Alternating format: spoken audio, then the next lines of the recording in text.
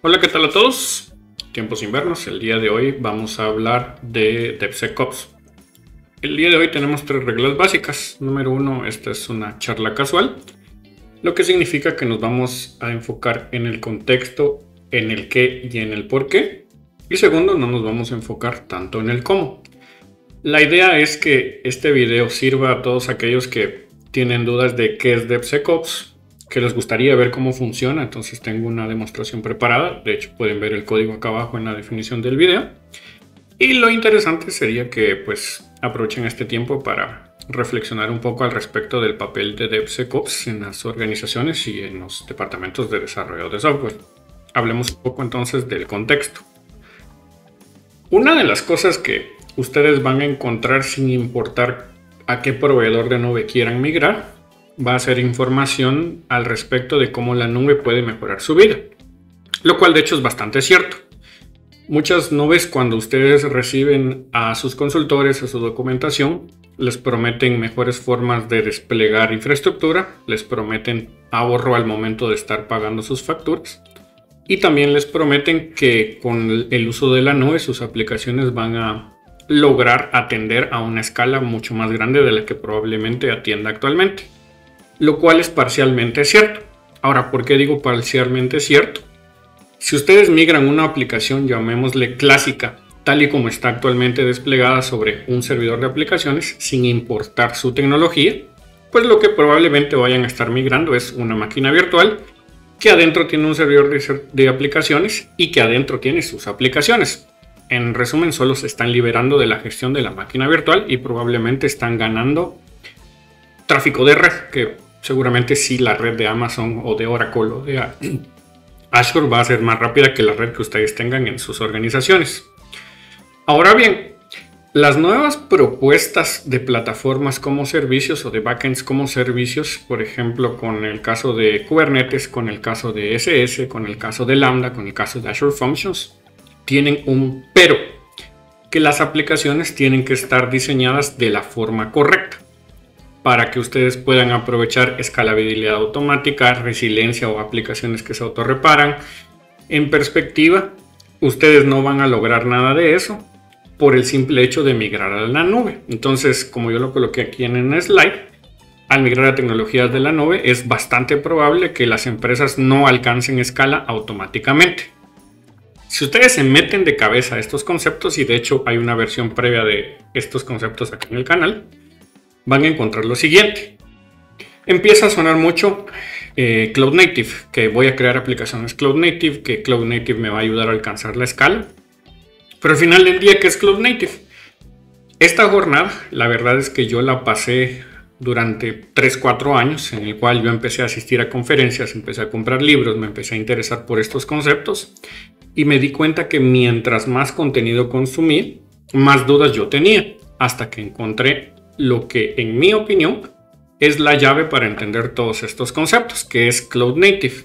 En pocas palabras, Cloud Native es un abordaje para construir sistemas informáticos en entornos dinámicos, como es el caso de las nubes, especialmente si autoescalan, tanto en nubes privadas como en nubes públicas. Para utilizar Cloud Native correctamente, de nuevo yo creo que se necesita entender el papel de los siguientes elementos: los sistemas reactivos, los 12 factores Cloud Native Design Patterns, Domain Driven Design, Microservice Chassis y o Service Mesh, orquestación de contenedores, serverless, backends as a service y por último el cloud. ¿Qué es cada una de estas piezas? Voy a irlas resumiendo mientras vamos abriendo algunos enlaces en la pantalla. El primero de los elementos es el Reactive Manifesto, o como también se indica, el manifiesto de aplicaciones reactivas. Y este abordaje es bastante fácil de explicar si nosotros vemos la siguiente imagen. Lo que nos dice el Reactive Manifesto es lo siguiente, lo voy a tratar de parafrasear.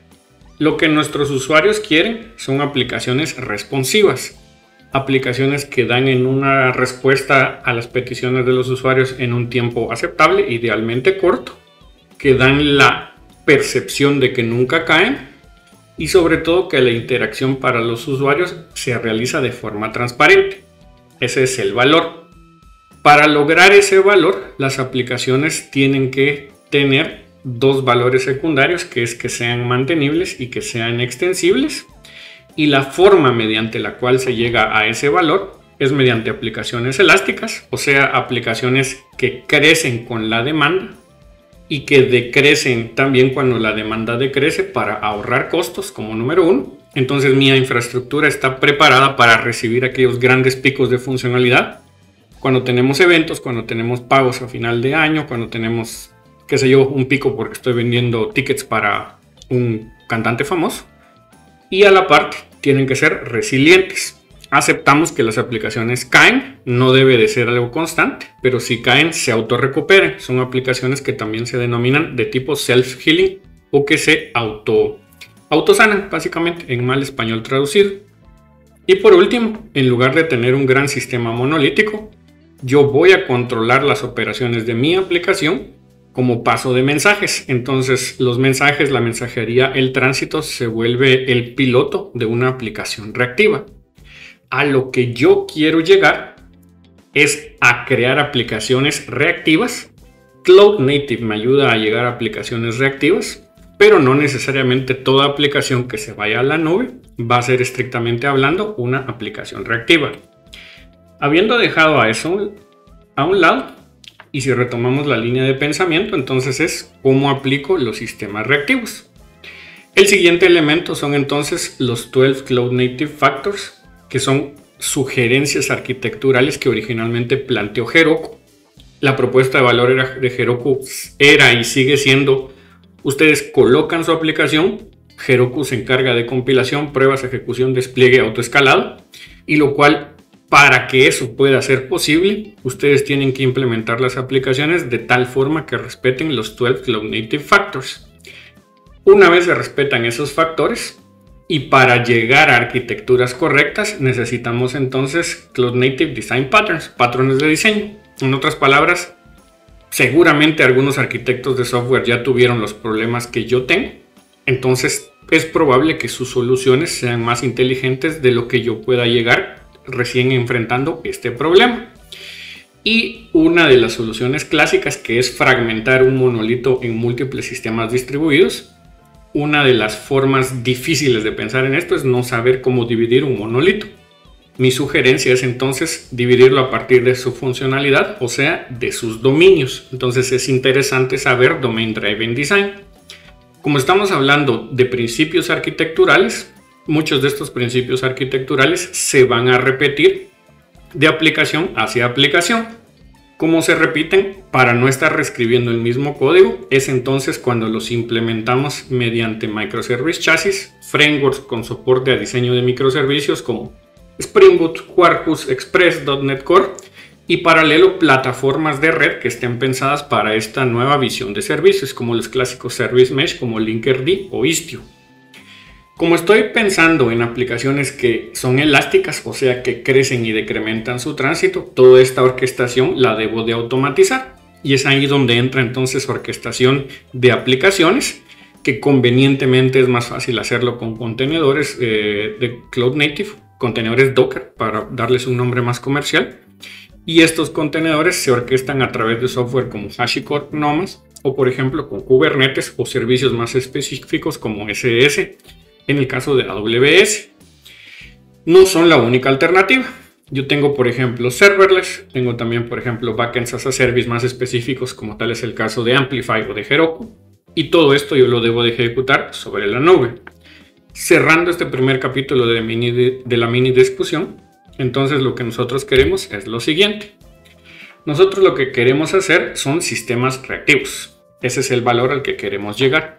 ¿Cómo lo hacemos? Con un abordaje de los 12 factores Cloud Native.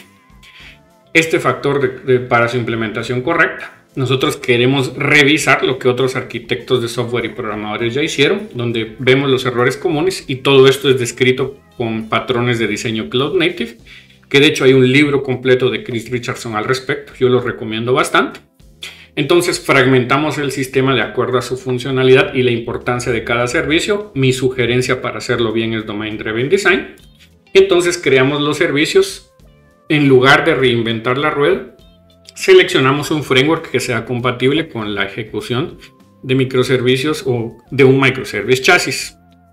como la forma más fácil de llevar estas cargas de trabajo desde nuestras computadoras hacia la nube es mediante contenedores, porque estamos los contenedores ya sea con servicios específicos de nube o servicios más neutrales como Kubernetes. Todo esto entonces lo ejecutamos con relativa facilidad sobre la nube, porque nosotros podemos solicitar a demanda todos estos recursos en la nube. Y cuando lo piensan bien, llevar una aplicación tradicional hacia la nube, estrictamente hablando, no solo requiere que la llevemos como una máquina virtual.